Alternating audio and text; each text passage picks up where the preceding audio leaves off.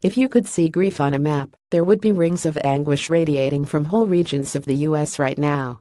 From Texas to Florida to Puerto Rico and Las Vegas, the hurt would expand with each person affected to the people they're connected with in all parts of the country. No state would remain untouched by the events of 2017. The magnitude of the suffering over the past few months is unfathomable to those who haven't spent time in a war zone or in countries where nature's most brutal assaults are even more frequent. Houston and Florida are still reeling from sequential hurricanes.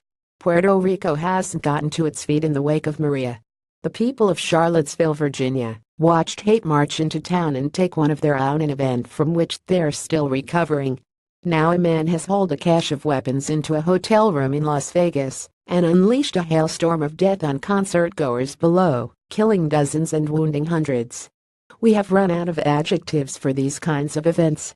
Last year's deadliest mass shooting in American history has been overtaken by this year's deadliest mass shooting in American history. The last set of catastrophic hurricanes has been eclipsed by this year's set of catastrophic hurricanes. These tragedies are accumulating so fast, we forget that many of the ramifications are just starting to unfurl. The hospital staff members, first responders and brave Samaritans in Las Vegas will have to learn to live with the horror of what they've seen. Puerto Rico's children may lose a whole school year. If we're having trouble getting them food and water, it will be even longer before they're back in class.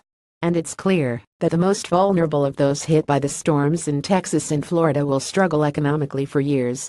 One wonders if it's possible for us to expand our hearts and minds to embrace this level of hurt and destruction on a trail of stricken families and communities that stretches from the Gulf to the Atlantic and parts in between. It must be said that the trail of kindness and courage reaches just as far.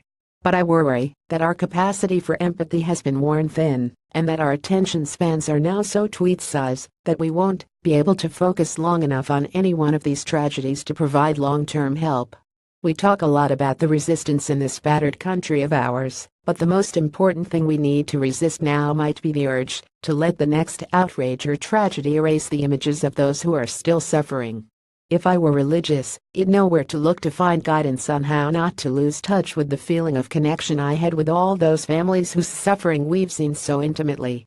Their lives and homes and hearts have been broken open on our screens. Their faces should be etched in our consciousness. But that human link is diluted daily by the torrent of news, insults and scandals. The question now is whether we're capable of a sustained response once the TV drama stops. And where do we start? Do you fight for aid to rebuild every crushed community first, or put your efforts into something that might mitigate the damage next time we know there will be more once-in-a-lifetime floods and hurricanes and shootings? Prevention is tough when we can't agree on the causes of these tragedies. It seems pretty obvious to me that we shouldn't have laws that allow almost anyone to buy a machine gun and unlimited ammunition. But that notion is far from universal. We could focus on climate science and how to stop the oceans from warming so quickly, but there will be disagreement.